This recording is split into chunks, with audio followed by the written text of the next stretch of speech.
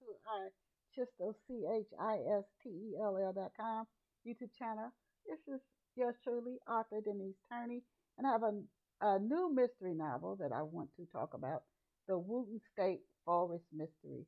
But before I get into that, and if you've been, hopefully you subscribe, and you hopefully have subscribed to my newsletter, The Book Lovers Haven, which you can subscribe to by just going to the main page at the website, Chistell.com. It's free. It's free. Upcoming events, I've changed it too. I would love for you to subscribe and let me know how you like it because it's focused on events. It's got these monthly topics. You're not going to get ads about my books and stuff. I don't do that on my Off the Shelf podcast. On that podcast, I interview other authors. Been doing that for 18 years. You're not going to get a bunch of stuff about my books or my newsletter. So if you love books, uh, I encourage you to subscribe to the Book Lovers Have, and again, what you can subscribe to at Chistell, Chistell.com.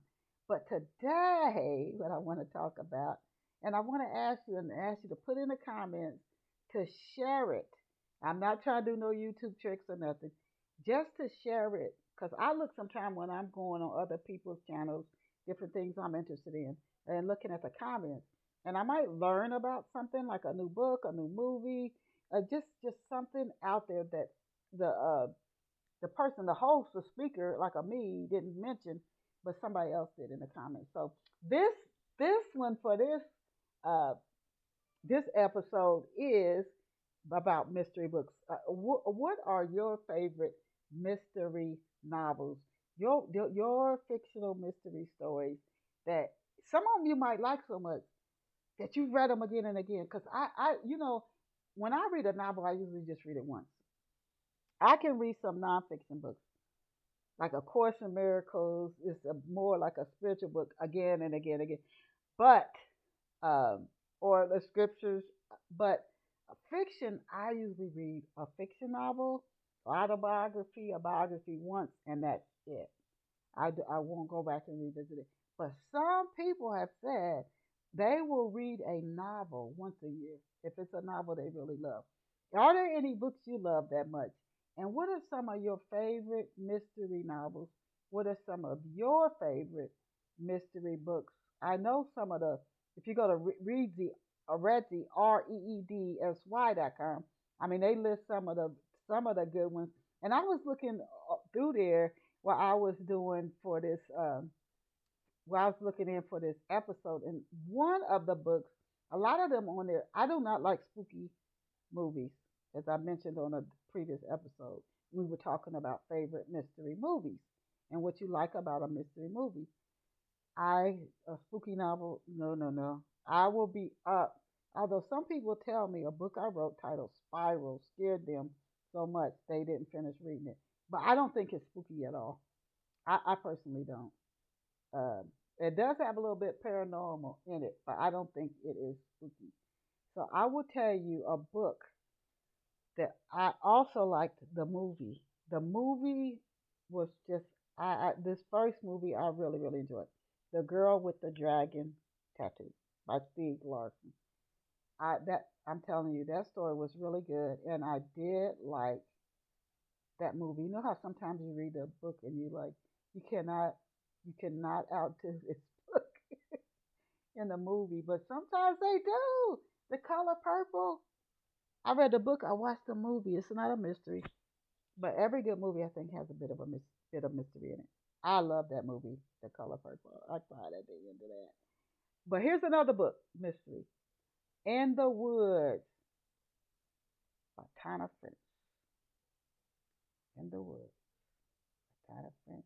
And some of these, The Girl on the Train. Oh, by Paula Hawkins. The Girl on the Train. And some others I was Devil in a Blue Dress by Walter Mosley. It was made into a movie. Denzel Washington was in it. Came out many years ago. And I mentioned this when we're talking about mystery movies. He used to be an attorney, so he knows. He got that inside view, right?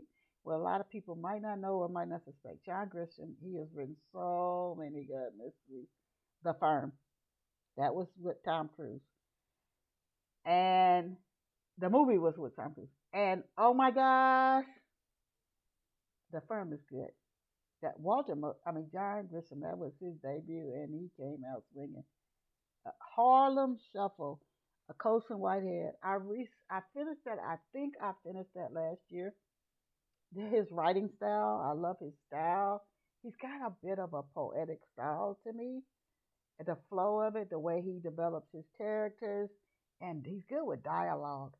I really enjoyed Harlem Shuffle. I liked his his style so much, his writing style. I said I definitely plan to read another book by him.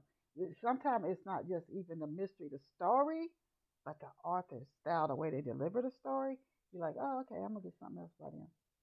And when no one is watching, when no one is watching, that's another one. Just curious which ones. I could go on to some others. I never thought in a million years I would ever write mystery novels. Shutter Island is another one that's good. Shutter Island. Um, some of these might be a little bit scary, but not too spooky. I'm just not a spooky reader person, but curious. And no one, when no one is watching, I'm trying to get the author's name. Elisa Cole. Elisa Cole. When no one is watching. Yeah, Colson Whitehead, Holland Suffer. That one was good. And then there's an author. I can't think of his name. Um, oh my goodness, I cannot think of his name. He came out with his books years ago, and he's one of my favorite mystery authors too. And this one you might not consider a mystery, The Godfather. Of course, that's that's a classic. That's a classic right there. But some people you would maybe see that as a bit of a mystery. The Godfather to me, I always thought that was based on true life. I don't know why I can't shake that out of me. uh, the Godfather. And then some people, Patricia Cromwell, James Patterson. Is some of them is the author who Agatha Christie is another one. I think she was one of the top selling authors, fiction writers of all time. Um, yeah, then if you like horror movies, which I don't, horror stories, you got even more mysteries in that.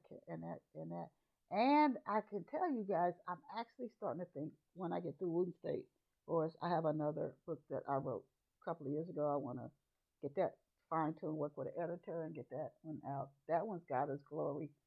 It's a bit of a mystery, but not so much. It's character driven, but I might delve into a little bit of science fiction writing. We shall see how that goes. But in the comments, please leave for others who visit here. We have people all over the world who come to the site. And what are some of your favorite mystery novels? I might learn about one that I didn't know about until you post it in the comments section. So now, as I have been doing, I want to do a reading from the Whooten State Forest Mystery. Whooten State Forest Mystery by Denise Turney. Yes, truly. And it begins here. Ashley shook her head. Can't say that I have. He was here when I pulled up half an hour ago. Oh, Ashley laughed after a pause, tugging at her memory. I think I know who you're talking about. He's like in his 50s or something. Yeah, Petula chewed her bottom lip, recalling the keychain. Then she asked, does he work around here? Don't know. Like I said, we've only been here for 5 days. Every time I've seen him, he's been in this area or off this hiking path. There's a prohibited sign in front of the off-grid hiking path. At least 3 times I've seen him walk way back in the area. I couldn't see him anymore. He's handsome, looks like a tall James Dean. Another thing, he always has those brown and white dogs with him. I think they're Basin Jays. Those dogs are great hunters, and I do mean great hunters. Because of the way their larynx is made, they don't even bark, making a long baroo sound instead. People call it barooing. They're very protective of their owners. If you have small pets, keep your eye on them. I don't have small pets, but is that guy cool?